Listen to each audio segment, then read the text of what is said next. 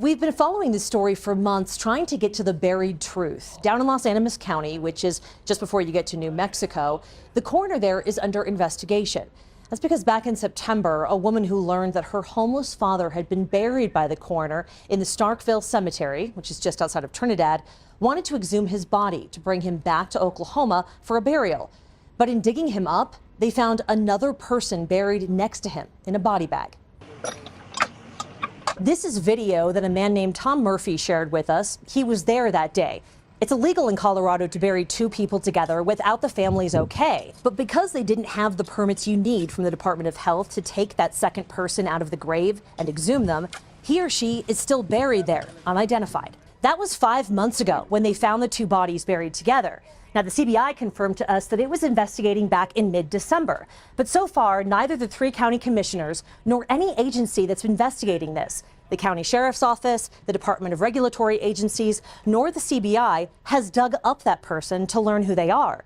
And that inaction is frustrating Dr. Morgan Shire. We went to her home this week to talk about it. We notified the public of this on December 5th, but the commissioners knew a long time before that. And so just like the amount of time that's yeah, gone just by. like there's, even if we count December 5th as day one, like almost 2 months has passed and there's been no exhumations of any of those bodies or attempt to identify them that I'm aware of. Shire's dad, Dave, disappeared 2 years ago. She shared this video of her dad and her daughter from back in 2021. Do you love your grandpa? Do you love your grandpa? Since February 22, no one has heard from Dave Shire, who ran a business and lived on the same street as his two daughters in Trinidad. He was a family guy, really close with his grandchildren, and apparently had a hat for every occasion. Was this in his shop when, I mean, where did you find it? No, this was at his home, but Okay. you know, it's still something we haven't done, like because of such open-ended situation, like we haven't really processed through any of his clothing or anything like that. When someone dies, it's human nature to hold on to the things they loved to remind us of them. Dr. Shire, who is the family physician in Trinidad, doesn't know her father has passed. He's just missing, and he could be the person in that grave.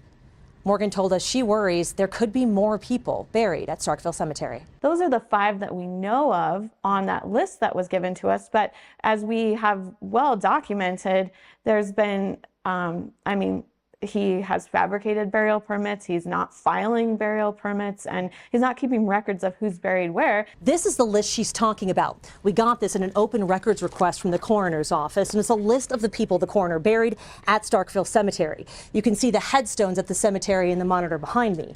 Everyone on this list is indigent, meaning their families didn't claim their bodies, and the coroner has 5 people listed buried at Starkville in 2019. Starkville Cemetery sits just outside of Trinidad. We drove out there and we sent a drone up to get a better look. It gives you an idea of where we're talking about. This area is where you can see the headstones and what looks like a graveyard. But this is the area where the 2 people were found buried together in an unmarked grave at the bottom of the slope. One of them, the body of Frederick Huff, was being exhumed by his family. The other, the unidentified person, is still buried there. And that takes us back to this list. For 4 of the 5 people at the coroner's records show were buried at Starkville, the coroner lists his office as the funeral home. And that's legal in Colorado because there are no regulations on funeral homes. But according to the Funeral Directors Association, a funeral home does have to be registered with the Department of Regulatory Agencies, or DORA. And we checked. The Los Animas County Coroner's Office is not registered as a funeral home.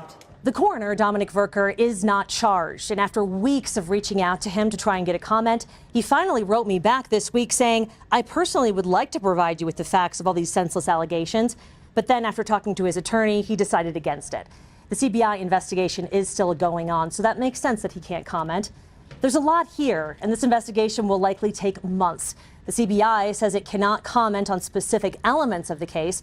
However, a CBI investigator told one of our sources that it plans to exhume the people at the coroner buried at Starkville Cemetery so they can be properly identified. In the newsroom, Megan Cloherty, News 5 Investigates. Stealing more than $20,000 from coworkers. That's one of the allegations against former El Paso County Sheriff's Deputy Kevin Cipher. You may know his name because Cipher was the deputy who mysteriously disappeared into Rocky Mountain National Park more than a year ago. Now he's charged with theft and fraud. Here is what the charging documents say happened. Court documents say before 57-year-old Kevin Cipher walked off into Rocky Mountain National Forest in April last year, He stole money from his coworkers to the tune of $20,300. The affidavit in the case charging Cipher with theft, charitable fraud, and first-degree official misconduct say that between March 2022 and March 2023, Cipher told at least 7 coworkers he had cancer and that he was in the midst of a divorce, unable to afford rent, food, or gas. But investigators found that the former sheriff's deputy used those donations to, quote, live a double life, paying for a trip to Florida, going out to dinner, buying items at Amazon and Home Depot, and purchasing his second wife an engagement ring. The thing is, the documents say Cipher was already married to another woman in California, where he had his paychecks deposited into their joint account. But the documents say he also swore under oath that he was not married when tying the knot with Sarah Clay in March of 2023, just 1 month before he disappeared. Clay told investigators that Cipher also told her he was sick and it was his dying wish to marry her. The documents say he also used his access as a law enforcement officer to investigate Sarah's ex-husband, leading to the official misconduct charge. On April 27, 2023, Cipher walked away from his home and after coming back for a short time, again disappeared into the park April 30th, 2023. Then earlier this month, he was arrested by El Paso County Sheriff's deputies and booked in the Teller County Jail. In court yesterday, a judge reduced Cipher's bond from $10,000 to $3,000. He's also waived his preliminary hearing, and that's an indication that his attorneys are working on a plea deal. I spoke with Cipher's attorney today, who could not confirm whether a deal is in the works. A $2.1 million settlement approved by City Council in Colorado Springs. It's centered on a case of use of force involving several police officers, but multiple agencies said the use of force was justified. So why settle? Our Megan Cloherty found out it happens more than you may think, and the city is using tax dollars to do it. There are a lot of questions here. Why would the city settle the suit? To make it go away? Because it doesn't trust the evaluation by independent investigators? Or because it's worried it'll lose in court? I also wondered how often the city is using taxpayer dollars to settle potentially winnable lawsuits. So I went to City Hall and got answers. Not many body camera videos you see on the news are easy to watch. This incident is one of them, when 3 Colorado Springs police officers forcibly removed a kicking Dalvin Gadsden from his vehicle to arrest him in October of 2022.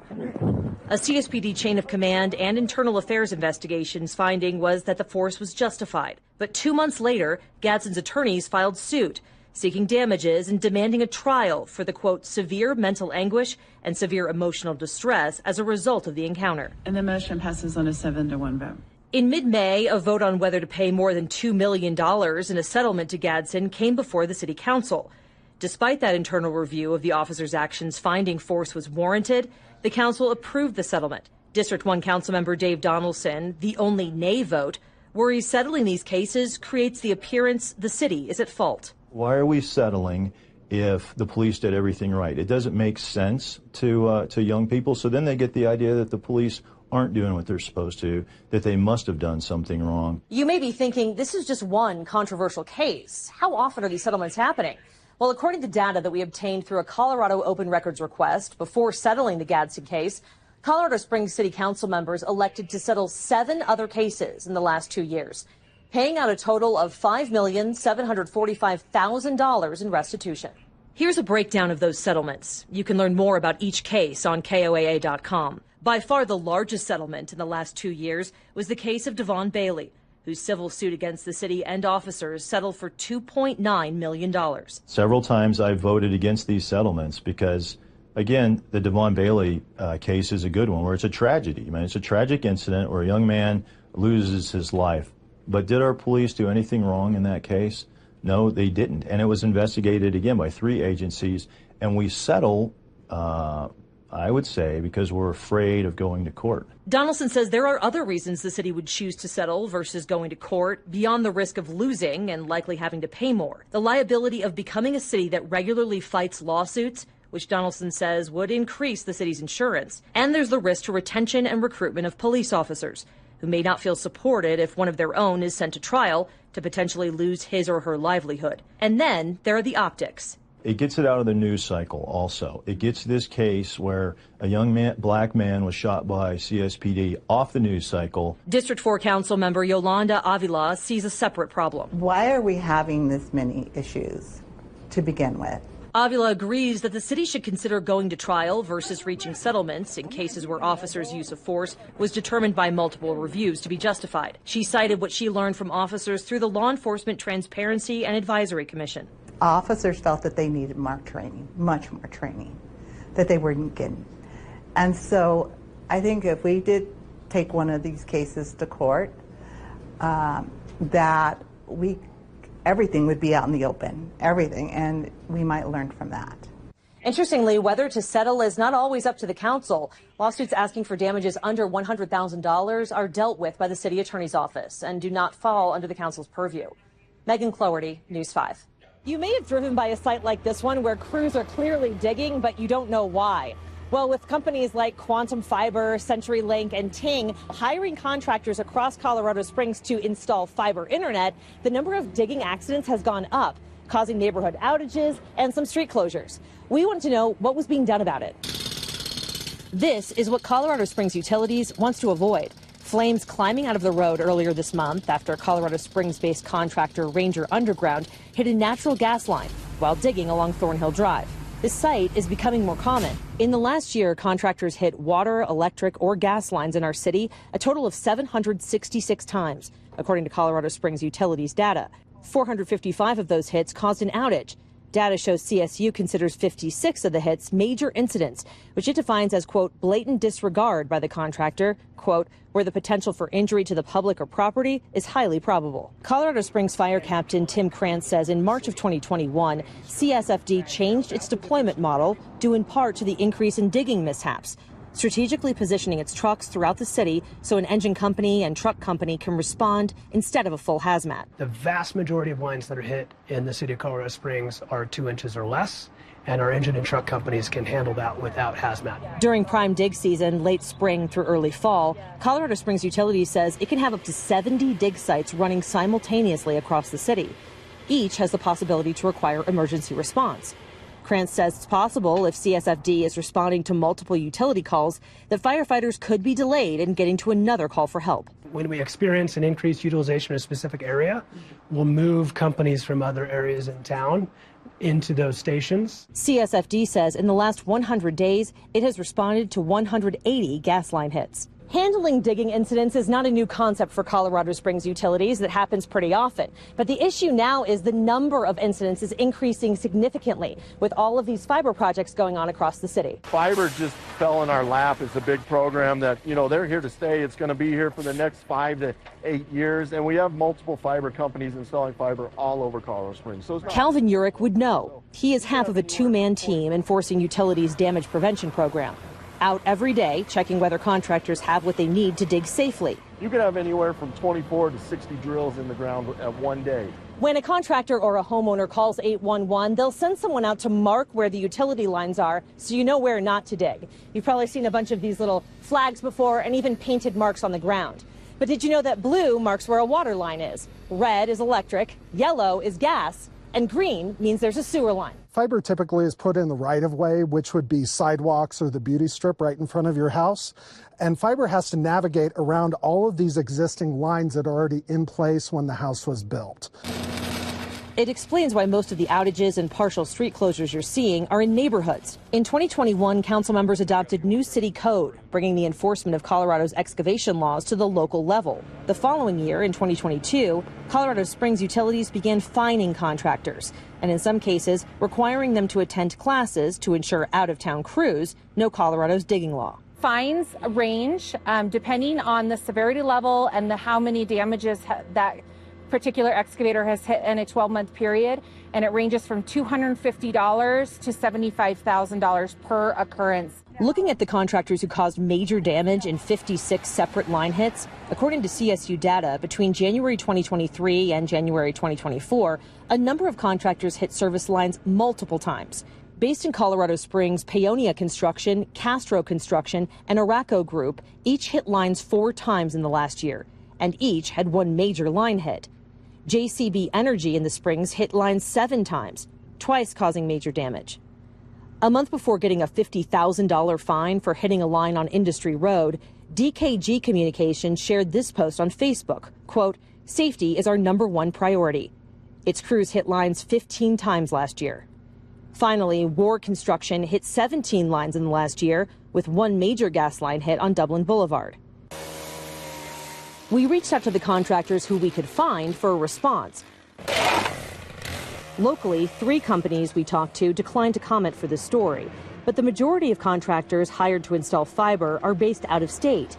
CSU says it knows of some instances where companies have changed names to avoid penalties. In 2023, we billed slightly over $500,000 in monetary penalties and collected a little over $300,000.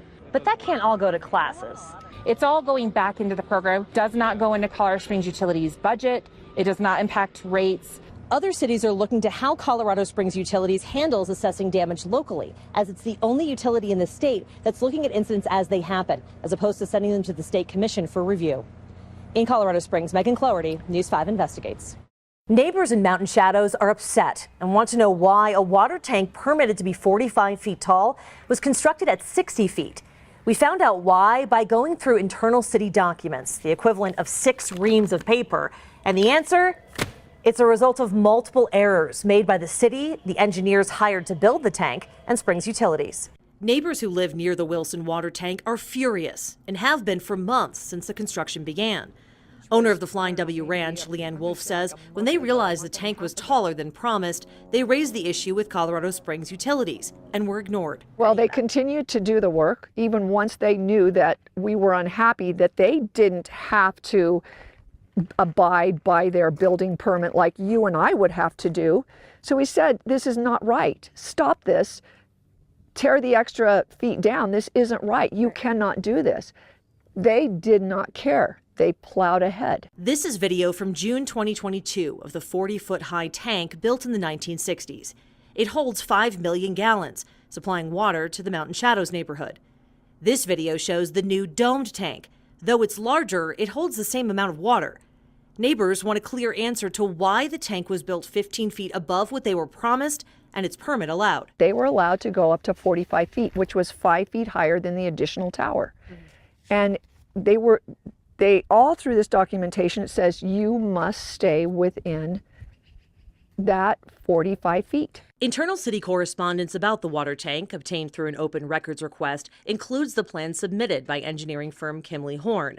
We weren't the only ones who read through these documents. Finding the specifications for the tank show it would stand 60 feet tall, not 45 feet as the permit allows. Well, the plans and specifications for the tank showed a 60-foot-high tank.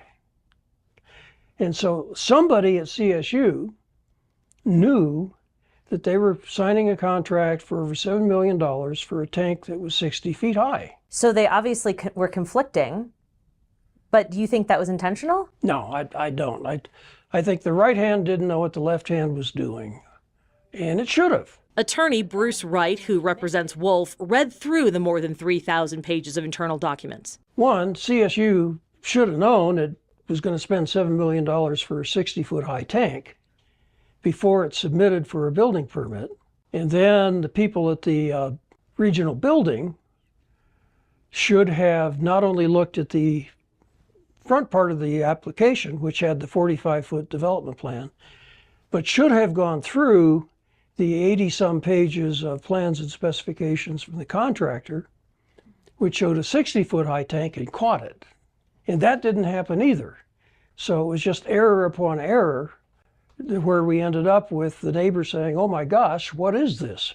That neighbor is Lauren Starr, who's perhaps the person most impacted by the concrete tank that sits just steps from his back patio. So it was right around the beginning of June that I saw the scaffolding go that high, and I questioned their community outreach person, and I said, that looks higher than what I was told it was going to be. City emails show, quote, the tank height was questioned in June, and the, quote, water tank height confirmed to be too tall upon city staff review. But the city, meaning regional building, did nothing about it. City planning didn't, nobody did anything about it. In an email dated June 28th, sent by Kimley Horn civil engineer Mackenzie Chesick to Utilities project manager Brian Gimble, she outlines the options. Number 1, quote, do nothing.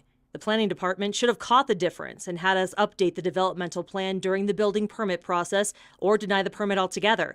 Since it was approved in error, this would be on planning. Number 2 was an administrative code change.